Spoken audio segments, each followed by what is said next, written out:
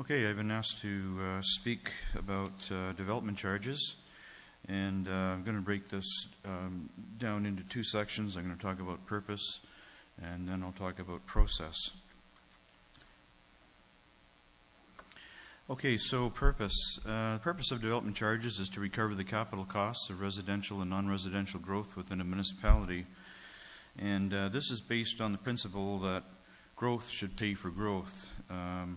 The cost of providing infrastructure to service new development shouldn't be borne by existing property owners.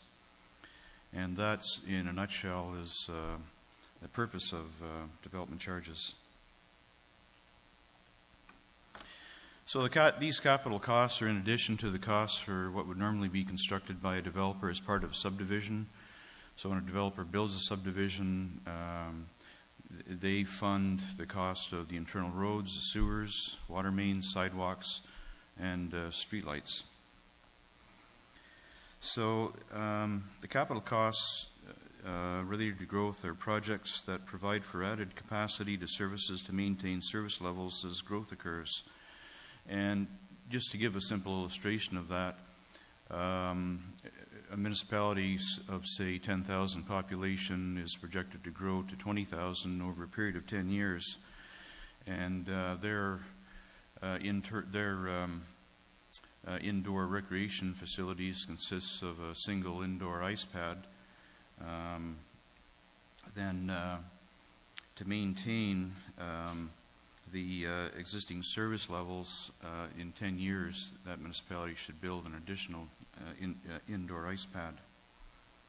That's a very simple example. The actual operation of the DC bylaw is a little more complex.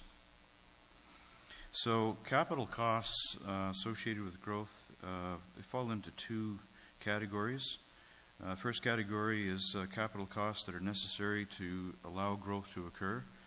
The other one is capital costs that accommodate the growth.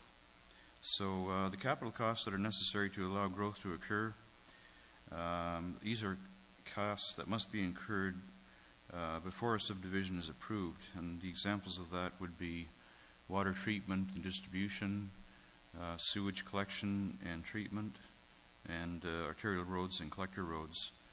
So in other words, you need to build your wastewater treatment plants, wells, and the pipes, have the pipes, main pipes in the ground before subdivision can proceed. Capital costs that accommodate the growth are capital costs that are incurred after occupancy. And examples of those would be parks, recreation, and fire services.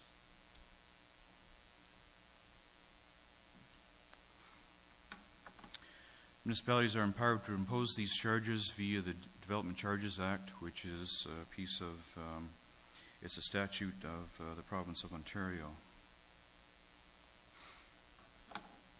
So in terms of process, Development Charges Act requires a municipality to prepare a background study. The background study includes the projection of population growth and the estimated cost of infrastructure capital projects that are required to meet the increased need for services. Municipal Council is required to hold a public meeting before it passes the development charge bylaw. At the meeting to present the proposed development charge bylaw and the background study. And there is a meeting planned for this fall. A date hasn't been set at this time.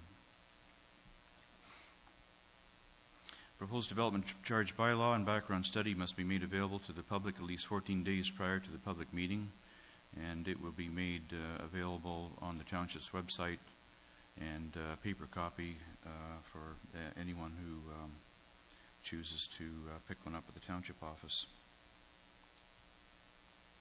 Public meeting must be advertised at least 20 days prior to the meeting, and that advertising will take place on the Township website and also in the local press.